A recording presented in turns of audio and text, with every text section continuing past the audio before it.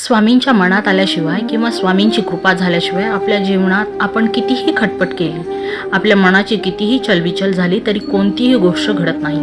आपण दिवस रात्र मेहनत करतो, धडपड करतो, यशाच्या मागे धावतो, पण भगवंताची स्वामींची कृपा झाली तर आणि तरच यश शक्य होतं. भगवंताची कृपा म्हणजे काय? तर तो काही चमत्कार नसतो, तर ती आपल्या अंतःकरणातून येणारी भक्ती, श्रद्धा आणि समर्पणाचं फळ असतं. म्हणूनच प्रयत्न करत राहा, पण हे लक्षात ठेवा, स्वामींची कृपा झाली तरच कृती फळाला येते. भक्ती ठेवा, श्रद्धा ठेवा, स्वामींची कृपा नक्की होईलच यावर विश्वास ठेवा.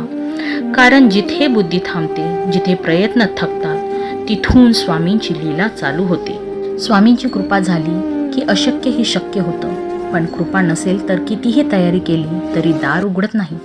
स्वामींची, भगवंताची कृपा मिळते ती समर्पणातून, प्रामाणिकपणातून, श्रद्धा आणि शरणागतीतून. आपले कर्म जर शुद्ध असेल, मन निर्मळ असेल आणि आपला अहंकार आपण सोडला असेल तर भगवंताची, स्वामींची कृपा नक्की होईलच. तुझंच सगळं असू शकतं, पण जोपर्यंत वरून होकार येत नाही तोपर्यंत क्षणही हलत नाही आणि कणही हलत नाही.